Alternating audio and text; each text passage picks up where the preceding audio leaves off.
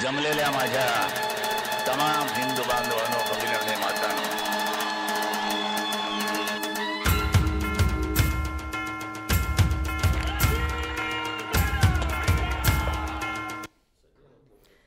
शिवसेना काल, आज आणि उद्या शिवसेनेच्या इतिहासाबद्दल आपण बरंच बोललो. शिवसेनेच्या वर्तमानाबद्दल बोलताना एक मगाशी उल्लेख असा मी केला की आज नक्की विरोधात कोण आहे, म्हणजे काँग्रेस आणि राष्ट्रवादी आहेत का सरकारमध्येच असलेली शिवसेना आहे.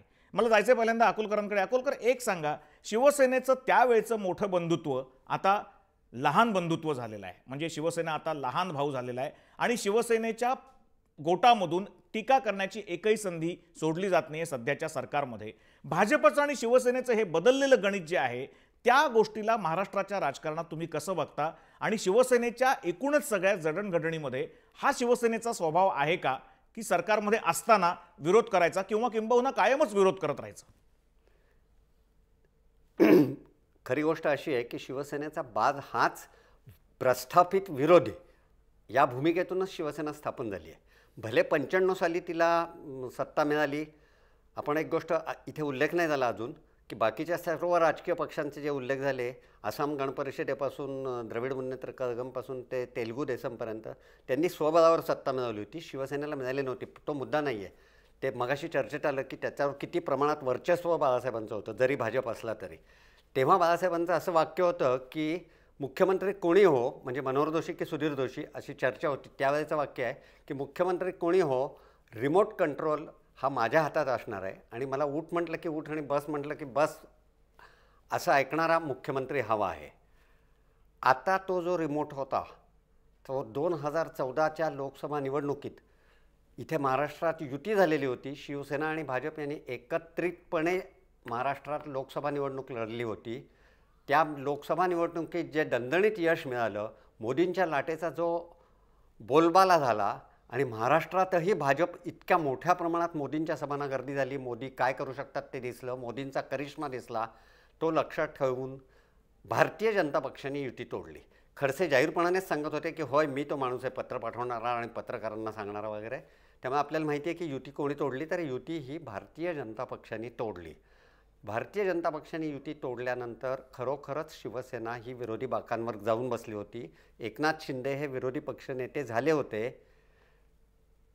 तेच एकनाथ शिंदे एक महिन्यानंतर आपल्याच लाल दिव्याच्या गाडीतून अख्ख्या शिवसेनेला सत्ताधारी पक्षात का घेऊन गेले, हा लाख मोलाचा प्रश्न आहे. मला स्वतःला अजूनही असं वाटतं की शिवसेना जर विरोधी बाकांवरच बसलेली असती तर हे भाजपचं सरकार टिकलं असतं का नाही. विश्वासदर्शक ठराव मंजूर होणं वेगळी गोष्ट, पुढे सभागृह चालवणं 5 वर्ष हे कठीण काम आहे. सर्वात मोठा विरोधी पक्ष होता. भाजपने 123 जागा शिवसेना विरोधात असून जिंकल्या होत्या, हे सगळं मी मान्य करतो. पण 5 वर्ष सरकार चाललं असतं की नाही.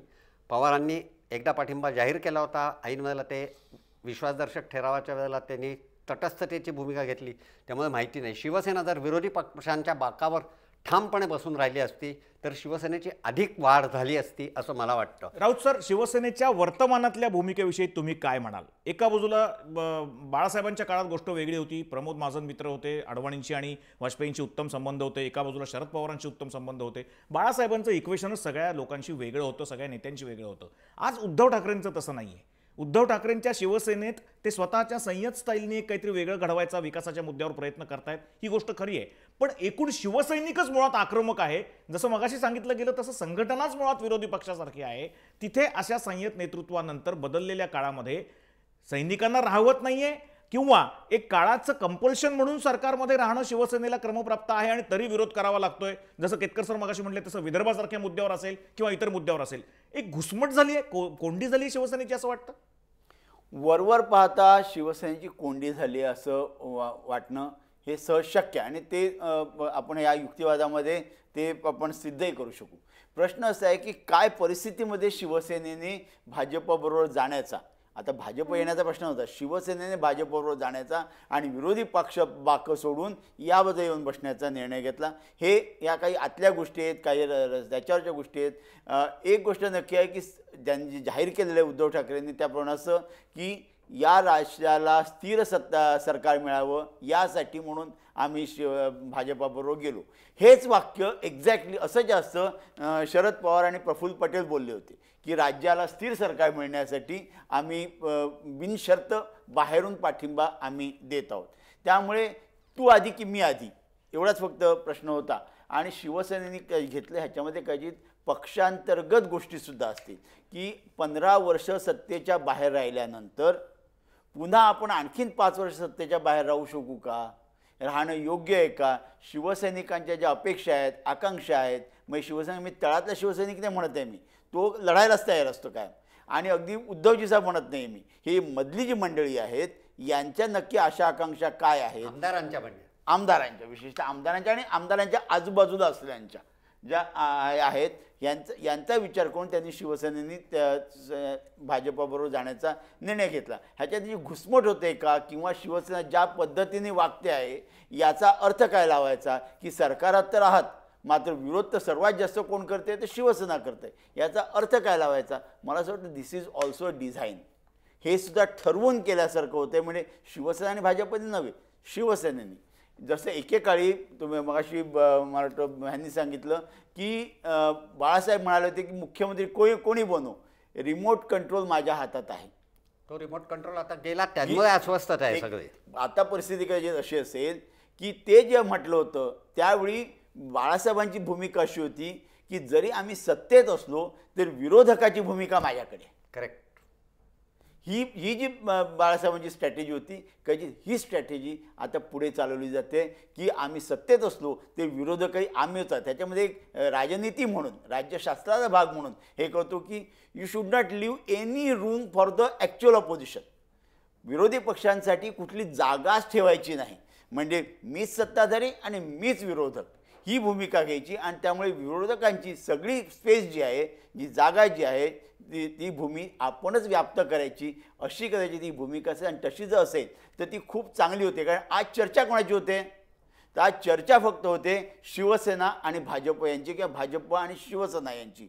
अन्य 3 पक्ष आहेत, म्हणजे काँग्रेस आहे, राष्ट्रवादी काँग्रेस आहे, आणि जरी मनसे आज जरी सभा करत नसली तरी आज ते महाराष्ट्राच्या पृष्ठभूमीवर आहेत. असं असताना या तिन्ही पक्षांची, किंवा शेकाप किंवा कम्युनिस्ट यांची सोडूनच द्या, ह्यांची कोणाचीच कुठेही चर्चा नाही. याचा अर्थ जी विरोधी पक्षाची जर भाजपाने जर का सत्ताधाऱ्यांची स्पेस घेतली असेल तर विरोधकाची स्पेस जी कोणी घ्यायला पाहिजे ती शिवसेनेने घेतली. आणि त्यांनी त्याचवेळी सत्तेमध्ये स्थान ठेवलेलं आहे. म्हणजे सत्तेतही स्थान ठेवायचं आणि विरोधकाची भूमिका घ्यायची. मला असं वाटतं ही जर का स्ट्रॅटेजी म्हणून असेल तर ती अत्यंत उत्तम अशा तऱ्हेची. सर, तुमचं काय म्हणणं आहे याच्यावर? ज्या मुद्द्यावर 2 पक्षांचं आयुष्यात जमणं शक्य नाही, उदाहरणार्थ छोटी राज्य, विदर्भाचा मुद्दा, अशा मुद्द्यावर सुद्धा जर शिवसेनेचं पटत नसेल, जमत नसेल, शिवसेनेला दिलेली पर्यायाने अगदी कमी महत्त्वाची खाती, त्यांच्या राज्यमंत्र्यांना अजिबात काम करू न दिलं जाणं, बजेटचं ॲलोकेशन, भाजपमधल्या नेत्यांवर झालेले भ्रष्टाचाराचे आरोप 4 ते 5 मंत्र्यांवर, आणि त्या आरोपांविषयी सुभाष देसाईंसारख्याच मंत्र्यांनी उद्योगमंत्री असताना केलेल्या कारवाई किंवा केलेल्या सूचना, या सगळ्या ठिणग्या रोज उडत आहेत. मग लोकांचा प्रश्न असा असतो की तुम्ही सत्तेत का राहता? अगदी आज सुद्धा भाजपचे नेते विनोद तावडे असतील, किंवा पुण्यामध्ये आता कार्यकारिणीचं अधिवेशन चालू आहे, तिथे सुद्धा हेच मेसेज दिले जात आहेत की तुम्ही आमच्या सरकारवर टीका करत असाल तर सत्तेत राहताय कशाला. हे असं होऊन सुद्धा शिवसेना सत्तेत आहे. जसं आता हे म्हणाले तसं तुम्हाला तो स्ट्रॅटेजिकल डिझाईनचा भाग वाटतो का एक अपरिहार्यता वाटते? मला वाटतं गरजेला आपण स्ट्रॅटेजी म्हटलं तर काही आपल्याला सिद्ध करता येईल. आता शिवसेनेची गरज आहे की नाही तर सत्तेतच येणार नाहीत ते. त्यामुळे आपल्याला जर सत्तेत राहायचं असेल, कारण सत्तेच्या आधारे खूप व्याप वाढवता येतो, सत्तेच्या आधारे खूप लोकांवरती आपल्याला आशीर्वाद देता येतो. सत्ताही खूप उपयोगी असते. आता सत्ताही खूप उपयोगी असते. प्रत्यक्ष 1995 ते 99 त्यांनी पाहिलं आहे, आणि 99ला स्वतःच्या मूर्खपणाने ती सत्ता त्यांनी घालवलेली आहे. नाहीतर 99ला परत त्यांची सत्ता येण्याची अगदी दाट शक्यता होती. त्या चर्चेमध्ये आता जायची इच्छा नाही. परंतु गरजेला स्ट्रॅटेजी म्हणून आपण त्यांची गरज टाळू शकत नाही. आता मुद्दा असा की शिवसेना आणि भारतीय जनता पक्ष यांची युती ही आयडिओलॉजिकल विचारसरणीतनं झालेली नाही. ती कशातनं झालेली आहे तर ती केवळ आपल्याला इंडिपेंडेंटली सत्ता मिळणार नाही. शिवसेना त्या अर्थाने प्रादेशिक पक्ष नाही. आपल्याला महाराष्ट्रामध्ये 288 जागा, 288 तर कोणालाच मिळत आहेत, पण जे त्याच्यासाठी लागणाऱ्या 144 जागा स्वतःच्या जोरावर मिळता येतील का? फार तर मुंबई, नाशिक, ठाणे, पुणेपर्यंत आपली मजल जाईल, पण त्याच्यातनं काही 144 जागा मिळणार नाहीत. 144 जागा मिळवायच्या असतील तर आपल्याला ज्या पक्षांची आपल्याला त्यातल्या त्यात जुळवून घेता येईल, म्हणजे तुला माहिती आहे हल्लीच्या कॉर्पोरेट भाषेत सांगायचं तर 2 कंपन्या ज्या वेळेला मर्जर किंवा ॲक्विजिशन किंवा कोलॅबोरेशन करून एकत्र येतात तेव्हा त्यांची प्रॉडक्ट लाईन सुद्धा एक असते असं नाही, प्रॉडक्ट लाईन पण वेगळ्या असतात. उदाहरणार्थ टाईम वॉर्नर ह्या कंपनीनी म्हणजे ते करणारे लोक यांनी CNN वगैरे असले सगळं तिकडे चालू असतं. म्हणजे तिथे मुख्य काय असतो की what is my dividend, what is my profit, what is my gain. तशा 2 कंपन्या म्हणून सध्याच्या कॉर्पोरेट स्टाईलमध्ये आपल्याला म्हणता येईल शिवसेना भाजप या 2 कॉर्पोरेट कंपन्यांनी आपले डिव्हिडंड वाढवण्यासाठी केलेली युती आहे. आणि त्याच्यामध्ये सगळ्यात महत्त्वाची गोष्ट यांचे प्रॉडक्ट लाईन्स वेगळे आहेत. नुसती प्रॉडक्ट लाईन्स नाही, मार्केट्स वेगळे आहेत. हल्लीच्या भाषेत परत सांगायचं तर नुसती मार्केट्स वेगळी नाही आहेत तर त्या मार्केटची कॅरेक्टर पण अगदी स्थापनेपासून वेगळी आहे. लोकांना लक्षात नाही किंवा आठवत नसेल, शिवसेनेनी जेवढी काँग्रेसवर टीका केलेली आहे 1966च्या त्याच्यात दसपट जास्त त्यांनी त्यावेळेला जनसंघ ते तर चड्डीवाले वगैरेच त्यांना म्हणायचे. म्हणजे बाळासाहेब जाहीर सभेत ते चड्डीवाले काय म्हणतायत अशा टाईपचं जाहीर सभेत म्हणायचे. 1966 नंतर ते 85ला एक्झिट होईपर्यंत थोडंसं 80पर्यंत तर सतत 14-15 वर्ष ही त्यांची सुद्धा कमळाबाई म्हणायची कायम भाजपवर टीका असायची. त्याची कारण आहेत. भाजपवर का टीका होती? जर तुमचा हिंदुत्व एक मुद्दा आहे तर मग टीका का होती? त्याचं एक कारण असं आहे त्यांचा जो सामाजिक पाया आहे तो सामाजिक पाया भिन्न आहे. शिवसेनेचा सामाजिक पाया हा सर्वसाधारणपणे अत्यंत खरोखर सामान्य माणसाचा आहे. म्हणजे ज्याला हल्लीच्या भाषेमध्ये 1 रूम किचन किंवा चाळीमध्ये राहणारे लोक हे शिवसेनेचा पाया आहे. अगदी काही झोपडपट्ट्यांमध्ये सुद्धा आहेत. भाजपचा पाया हा 2 BHK वाल्यांचा आहे. हा मध्यमवर्गीय सुशिक्षित सुस्थित लोकांचा आहे. ते सगळे स्वतःला सुसंस्कृत ऑटोमॅटिकली समजतात. त्यांना कायम म्हणजे सगळ्या भाजपच्या नेत्यांना ते काय हो ते आम्हाला शिवसेनेबरोबर जावं लागतं असं अत्यंत ह्यांनी म्हणायचे. आणि शिवसेनेचे जे ज्येष्ठ सुशिक्षित सुस्थित प्रतिष्ठित नेते होते उच्चभ्रू ते तर म्हणायचे अहो ते शिवसेनेबरोबर तुम्ही अलायन्स काढून टाकावं. ते काय होते म्हणजे मवालिगी करतात. कारण काय यांचं बंदचं आव्हान कसं असायचं ते काही दंगे बिंगे नाही करायचे की दाबडतो मंगळवारी मुंबई बंद किंवा महाराष्ट्र बंद अशी घोषणा असायची. लोक मुकाट्याने घरी राहायचे कारण त्यांनी धडा घेतलेला असायचा. शिवसेनेच्या पहिल्या सभेनंतर कशी दुकानं बंद होतात किंवा कशी दुकानं फोडली जातात. शिवसेनेचा बंद आहे भानगड नको, दुकानं आपणून बंद ठेवायचे, लोक आपणून जायचे नाहीत आणि बंद यशस्वी व्हायचा. त्यामुळे तो बंद यशस्वी झाल्यामुळे ती अजून एक प्रकारची दहशत वाढायची. पण अशा प्रकारचं राजकारण भाजपला मनातनं करण्याची इच्छा होती. परंतु ते पडले मध्यमवर्गीय, ते पडले सुसंस्कृत, त्यांना ही असंस्कृतता कशी बरी पडणार त्यामुळे ते मग त्यात पडायचे नाहीत. पण त्यांना लक्षात आलं की आपल्यासारख्या सुसंस्कृत पक्षांनी ह्या असंस्कृत पक्षाची आघाडी केली नाही तर आपल्या सुसंस्कृत लोकांचं राज्यच येणार नाही. त्याच्यामुळे त्यांनी ती त्यांच्या गरजेतनं त्या त्यांच्या गरजेची सुद्धा ती स्ट्रॅटेजी आहे, नुसते शिवसेनेचे नाही आहे. आणि म्हणून ते त्यांचा वर्गच वेगळा आहे. खरं म्हणजे हल्ली वर्ग शब्द लोकांना फारसा आवडत नाही, परंतु त्यांचे वर्ग संबंध वेगळे आहेत. त्यांचे वर्ग संबंध प्रतिस्पर्धी वर्गाचे आहेत, परंतु काही मुद्द्यांवरती ते एकत्र येणार आहेत. त्यामुळे ते एकत्र येणारा जो वर्ग संबंध आहे तिथे ते एकत्र आलेले आहेत. नाहीतर हे सुसंस्कृत आणि असंस्कृत अशी त्यांची भाषाही माझी नाही आहे. ज्या पद्धतीने भाजपवाले आणि जनसंघवाले शिवसेनेबद्दल खासगीत बोलायचे आणि ते बाळ ठाकरेंपर्यंत पोचायचं, बाळ ठाकरेंना प्रचंड राग यायचा. आपल्याला असं खालच्या दर्जाचे असंस्कृत अशिक्षित गरीब असं ते म्हणतात हे मध्यमवर्गीय चड्डीवाले असं ते म्हणायचे. म्हणजे त्यांनी खासगीत जी जनसंघावर टीका केली तिथे आपल्याला व्यासपीठावर सांगता येणार नाही दूरदर्शनच्या कॅमेऱ्यावर इतकी कडक टीका त्यांनी केलेली आहे. याचं कारण ते त्यांना असं तुच्छतेने बोलायचे. मला तर एकच सांगायचं आहे की अशा ज्या गोष्टी होतात ना यालाच आपण जसे म्हणाले काही गरजेला आपण स्ट्रॅटेजी म्हणतो तसंच या अशा गोष्टीला काही वेळा काही लोकांनी केल्यानंतर आपण त्याला सोशल इंजिनिअरिंग असं नाव देतो. जेव्हा मायावतींनी हे केलं तेव्हा आपण त्याला सोशल इंजिनिअरिंग म्हटलं. हे सुद्धा इथं भाजप आणि शिवसेना एकत्र येणं किंवा त्या एकत्र इतक्या वर्ष 25 वर्ष संसार चालवणं हे सोशल इंजिनिअरिंग होतं. शिवसेनेचा एक पॉलिटिकल इंजिनिअरिंग. पण मला पूर्ण करते मी थोडं सिरियस याच्यामध्ये सांगतोय की शिवसेनेचा चाहता वर्ग, शिवसेनेचा मतदार वर्ग आणि शिवसेनेचे पाठीराखे कार्यकर्ते हे ज्या क्लासमधून होते त्यापेक्षा एकदम जसं कुमारांनी सांगितलं त्याप्रमाणे ते अगदी वेगळ्या टोकाची माणसं ही भाजपाकडे होती. ही 2 पद्धतीची माणसं जेव्हा एकत्र येऊन काम करायला लागली प्रत्येकाच्या स्वतःच्या इंटरेस्टनुसार स्वतःच्या हितसंबंधानुसार जे एकत्र काम करायला लागली तेव्हा काही ठिकाणी कमळ आणि काही ठिकाणी धनुष्यबाण हे आपोआपच निवडून येत राहिले. हे ह्यालाच मी बाळासाहेबांचे प्रॅग्मॅटिक दृष्टिकोन जो म्हणायचा. मला वेळ कमी असल्यामुळे आपण थोडं पुढच्या मुद्द्याकडे जाऊ. तुम्ही एक फार चांगला मुद्दा उपस्थित केला अकोलकर. मला तुम्ही सांगा सोशल इंजिनिअरिंगचा जो आता भारतकुमार राऊतांनी उल्लेख केला ते बाळासाहेब ठाकरेंचं सोशल इंजिनिअरिंग फेल व्हायची वेळ शिवसेनेमध्ये 3-4 वेळा आलेली होती. सगळ्यात पहिल्यांदा म्हणजे मंडल आयोगाला झालेला विरोध आणि छगन भुजबळ त्यातनं बाहेर पडले हा एक भाग होता.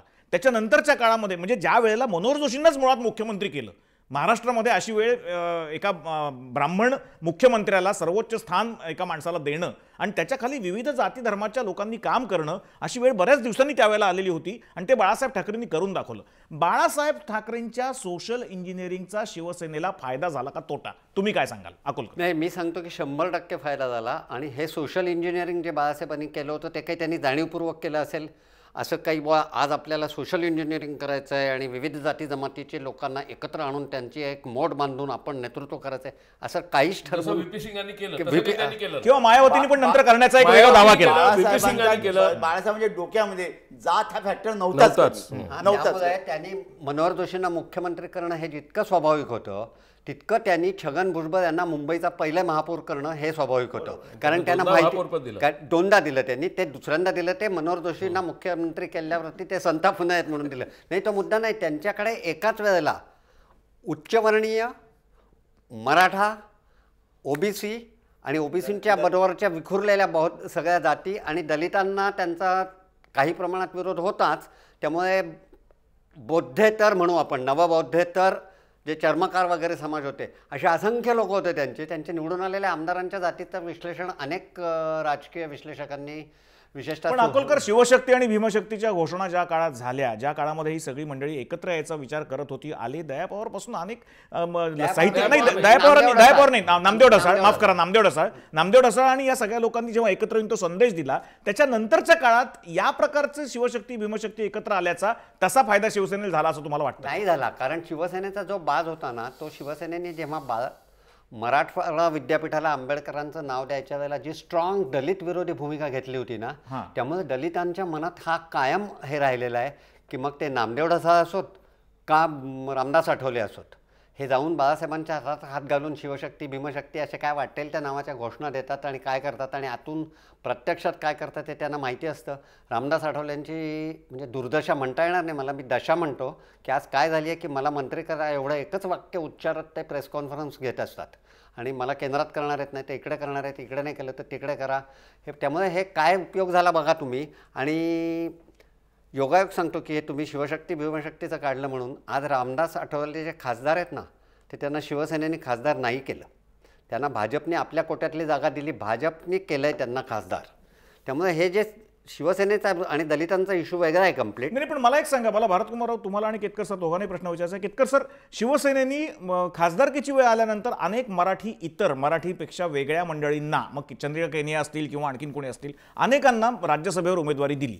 याच्या मुकेश असतील, या सगळ्या प्रकारात मुकेश पटेल, हो, या सगळ्या प्रकाराकडे बाळासाहेबांचा बघायचा एक वेगळा दृष्टिकोन होता, पण सर्वसामान्य शिवसैनिकामध्ये मात्र एक प्रकारची वेगळी भावना होती. असं का झालं? बाळासाहेब या सगळ्या गोष्टींकडे बघताना काय पद्धतीने बघायचं, काय वाटतं तुम्हाला? नाही, मला असं वाटतं की बाळासाहेब ठाकरे पूर्णपणे त्या माणसांशी त्यांचे असलेले व्यक्तिगत आणि साधारणपणे सांस्कृतिक संबंध विचारात घेऊन ते गोष्ट करायचे. त्याच्यासाठी फार मोठा राजकीय विचार किंवा ज्या सोशल इंजिनिअरिंग वगैरे या काही भानगडी नाही. त्यांनी राम जेठमलानींना केलं होतं, प्रितीश नंदीला केलं होतं, मुकेश पटेलांना केलं होतं, चंद्रिका केनियाला केलं होतं. त्यामुळे तो काही त्याच्यातला मुद्दा नाही. त्यातला आपल्याला लक्षात घ्यायचा मुद्दा शिवसेना आणि भाजपच्या संबंधातला हा आहे की कायमपणाने शिवसेनेनी जी भाजपला कायम विरोधात भूमिका घेतली, ती भूमिका आता संजय दत्तला बाळासाहेब ठाकरे जाहीर पाठिंबा दिला, ज्यावेळेला त्यांच्याच मुखपत्रामध्ये संजय दत्तच्या विरोधात येत होतं. आता अशा प्रकारच्या भूमिका ज्या वेळेला घ्यायचे बाळासाहेब ठाकरे, त्यावेळेस शिवसैनिक अस्वस्थ व्हायचे.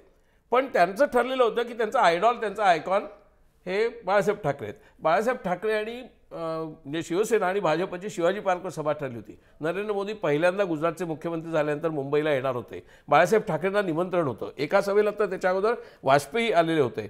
सगळ्यांना बाळासाहेब सगळ्या पोस्टर्सवरती वाजपेयी आणि बाळ ठाकरे एका स्टेजवर असं घोषणा होत्या. बाळासाहेब ठाकरे शेवटपर्यंत आलेच नाहीत. बाळासाहेब ठाकरे येणार नाहीत हे चित्र स्पष्ट झाल्यानंतर शिवाजी पार्कच्या सभेतले अर्धे लोक सभा सोडून जायला लागले. तेव्हा पण भाजपच्या लक्षात आलं की आपलं काय खरं नाही शिवसेनेशिवाय. शिवसेना असेल, आपले लोक आज मोदी किंवा वाजपेयी किंवा आडवाणी यांची भाषण ऐकायला आली. खूप सजावट, कमळ बिमळ, त्याच्यातून मला वाटतं हेलिकॉप्टरमधून सुद्धा आले होते नरेंद्र मोदी, कमळातून वर आले होते. असे सगळे जादूचे प्रयोग त्यांनी केले. पण ते जादूचे प्रयोग करून सुद्धा शिवसैनिक त्यांनी भाळत नाही. शिवसैनिक बाळासाहेबांची होती. बाळासाहेबांची जादू होती. बाकी कमळातनं तुम्ही बाहेर आले तर हेलिकॉप्टरमध्ये खाली त्याने काय त्याच्यामधनं त्यांना फरक पडत नाही. आणि तेव्हापासनं भाजपचा मनातनं शिवसेनेवरती खुन्नस आहे. कारण त्यांनी मोदींना त्यावेळेला मोदी सुद्धा गेले नाहीत त्यांच्या घरी दीर्घकाळ, मला वाटतं गेलेच नाही शेवटपर्यंत. तर त्याच्यामुळे त्यांना तुम्ही बाळासाहेब ठाकरेंचं उभारत नाही. शिवसैनिकाचा साधा राग असा, तुम्ही असाल गुजरातचे मुख्यमंत्री किंवा पंतप्रधान, तुम्ही बाळासाहेब ठाकरे विरोधच केला होता ना. मोदींचं नाव जेव्हा पहिल्यांदा आलं तेव्हा त्यांनी सुषमा स्वराजचं नाव घेतलं. त्यामुळे भाजप आणि शिवसेना यांच्यातला हा तणाव हा काय सोशल इंजिनिअरिंगने जाणारा तणाव नाही, हे आपण अगदी नीट लक्षात घेतलं. सरदारांनी ते एकत्रित करून त्या दोन्ही, इकडे हा वर्ग इकडे तो वर्ग असं करून मला सत्ता एक आणून गोष्ट आपल्या दिलेली आहे. सगळ्यांना विचारायची, ज्या गोष्टीवर खूप चर्वण झालेलं आहे आणि मगाशी राऊत सर म्हणले असं झालं तर काय झालं असतं, अशी चर्चा करण्यात काही मतलब नाही. घराणेशाहीचा मगाशी उल्लेख झाला, पण ज्या काळामध्ये आधी भुजबळ बाहेर पडलेले होते, त्याच्यानंतर राज ठाकरेंची वेळ आली, महाराष्ट्र नवनिर्माण सेना त्यांनी बाहेर पडून स्थापन केली. पण या घराणेशाहीचा उल्लेख झाला म्हणून मी असं म्हणतो की राज ठाकरेंच्या मनातली जी भावना होती की आपल्याला इथे काही जास्त करता येत नाही, आता भिंतीला पाठ लागली, असं त्यांचं एक वाक्य होतं त्यावेळी, आता भिंतीला पाठ लागली, अशी वेळ बाळासाहेब टाळू शकले असते का? कुमार केतकर आणि राऊत साहेब काय वाटतं आपल्याला? राऊत साहेब आपण सांगा पहिल्यांदा. मग परत मी सांगतो, मला इतिहासामध्ये खूप डोकं बसून त्याच्यावरच चर्चा करत बसण्यात अर्थ नाही. कारण तिथे त्या परिस्थितीची गणित असतात आणि त्या परिस्थितीनुसारच ते सोडायला लागतात. नंतर ते काही टठार मूर्खपणा होता असं म्हणतात, लॉंग मार्च हा माझा मूर्खपणा होता असं नंतर माओ से तुंगनी सांगितलं होतं. म्हणजे पण त्यावेळी ती परिस्थितीची गरज होती, त्यामुळे त्यांनी तो केला होता. राज ठाकरे यांची निश्चितच काही महत्त्वाकांक्षा होती, त्यांची तशी कॉन्ट्रीब्युशनसुद्धा होती आणि ती आपली कॉन्ट्रीब्युशन आपली जी महत्त्वाकांक्षा आहे ही पूर्ण होऊ शकत नाही असं जे त्यांच्या लक्षात आलं, त्यावेळी राज ठाकरेंनी शिवसेना सोडली. त्याच्या आधी शिवसेना कोणी सोडली नव्हती का? तर त्याच्या आधी गणेश नायकांनी सोडली होती, छगन भुजबळांनी सोडली होती, नारायण राणेंनी सोडली होती. या तिघांनी सोडल्यानंतर त्यातले छगन भुजबळ तर त्यांच्याच मतदारसंघात पराभूत झाले होते, गणेश नायकांना सुद्धा पराभव पत्करायला लागला होता. परंतु नारायण राणे आणि नंतर राज ठाकरे यांच्या जाण्यामुळे शिवसेनेला थोडाफार धक्का बसला. अर्थात ती फूट आहे असं मानत नाही. हे टाळता आलं असतं का? तर कदाचित आलंसुद्धा असतं. न टाळल्यामुळे शिवसेनेचा तोटा झाला का? तर तो तसा झालेला नाही. याचं कारण असं, कुणी अशा तऱ्हेने खतखता असंतोष मनात ठेवून पक्षात राहण्यामुळे काय तोटे होतात हे आपण काँग्रेस किंवा राष्ट्रवादी काँग्रेस याच्यामध्ये आपण बघत आलेलोच, अन्य पक्षांमध्ये सुद्धा आपण बघत आलो आहेत. अशावेळी जर का कोणामध्ये इतका जर का असंतोष मनामध्ये धगधगत असेल ना, तर त्याला बाजूला करणं हे अत्यंत चांगलं आहे. ते जर स्वतःहून बाजूला जात असतील तर ते आनंदाचीच गोष्ट आहे. त्यामुळे ते गेल्यामुळे शिवसेनेचा काही तोटा झाला का? तर मला असं वाटत नाही. असते तर फायदा झाला असता का? तेही आता गणितांची गोष्टी आहेत. त्यामुळे कारण राज ठाकरेंनी एकदा 13 जागा जिंकल्या, पुढच्या निवडणुकीत त्यांना 1 जागा फक्त निवडून आणता आली. त्यामुळे हा अशा तऱ्हेचा जो फुलोरा असतो हा किती काळ टिकतो हे आपल्याला ठाऊक नाही. त्यामुळे परिस्थिती अशी आहे की ते गेले, त्यामुळे तो इतिहासाचा भाग आहे, त्याच्यामध्ये मला जास्त जाण्यात इंटरेस्ट नाही. फक्त ते गेले नसते तर काय झालं असतं हे मी तुम्हाला सांगितलं. केतकर साहेब, मला एक सांगा, एका बाजूला प्रचंड प्रमाणावरचे कौटुंबिक बंध, अतिशय पक्के, अतिशय घट्ट असलेली अशी त्या बंधांची वीण, आणि दुसऱ्या बाजूला राजकारणामध्ये मात्र विरोधक म्हणता येणार नाही पण तरी सुद्धा वेगवेगळ्या विचारांनी वेगळे पक्ष स्थापन केलेले दोन बंधू ठाकरे घराण्यात, ठाकरेंच्या नंतर म्हणजे बाळासाहेबांच्या नंतर हे जे काही दोन बंधू वेगळे असल्याचं चित्र आत्ता दिसतं आहे. आणि एका बाजूला भाजप आणि शिवसेनेचं जमत नाहीये. या राजकीय परिस्थितीकडे तुम्ही कसं बघता? शिवसेनेमध्ये आत्ता शिवसेनेनंतर टिकली वाढते आहे, त्यांची वेगळी शैली आहे, उद्धवजी त्यांच्याच संयत शैलीने विकासाचे मुद्दे घेऊन पुढे जात आहेत. राज ठाकरे तेवढेच आक्रमक आहेत, त्यांचं वक्तृत्व ऐकायला अवघा त्यांचा श्रोतृवर्ग जमा असतो, तो मतांमध्ये कधी कन्वर्ट होतो किंवा नाही सांगता येत नाही. पण आज महाराष्ट्रातले काही सर्वोत्तम वक्ते जर काढायची वेळ आली तर त्याच्यामध्ये राज ठाकरेंचं सर्वोत्तम लोकप्रिय वक्ता म्हणून नाव घ्यावं लागतं. तुम्ही कसं बघताय सिच्युएशन? नाही, मला असं वाटतं की हा आत्ता आपल्या चर्चेचा विषय शिवसेना 50 वर्ष आहे म्हणून नाही, तर हा पॉलिटिकल फिनॉमिनन आहे.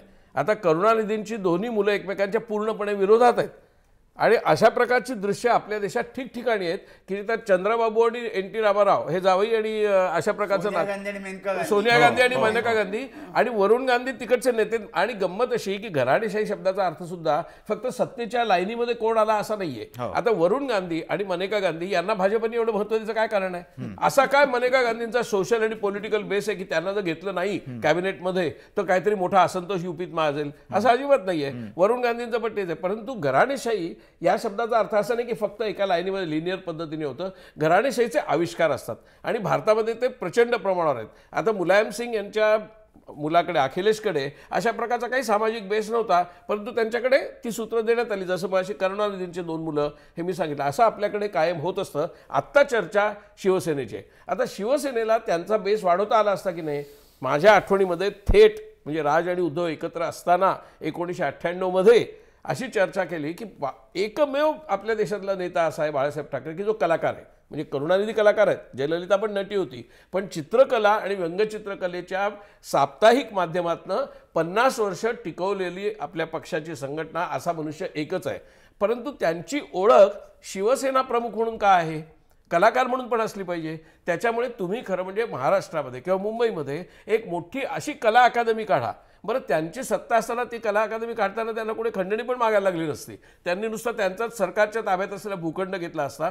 जे स्कूल ऑफ आर्टला त्यांनी रिनोव्हेट केलं असतं. जे स्कूल ऑफ आर्टची दुर्दशा कशी आपण पाहतोय, तिथे राजही शिकलेला आहे, उद्धवही शिकलेला आहे, बाळासाहेब ठाकरे स्वतः आर्टिस्ट आहेत. पण ते आर्ट तर सोडाच, आर्ट इन्स्टिट्यूशन सोडा, कोणत्याही प्रकारची इन्स्टिट्यूशन, कोणत्याही प्रकारची एक प्रकारची लोकांना वेगळ्या प्रकारे राजकारणाशी जोडणारी, जसं विखे पाटलांनी केलं. आता विखे पाटलांनी ज्या वेळेला ते केलं त्यावेळेला त्यांना एवढं राजकारणात पुढे यश मिळेल माहीत नव्हतं, परंतु एवढं मोठं प्रवरानगर त्यांनी उभं केलं जिथे आत्ता आंतरराष्ट्रीय दर्जाचं शिक्षण मिळतं.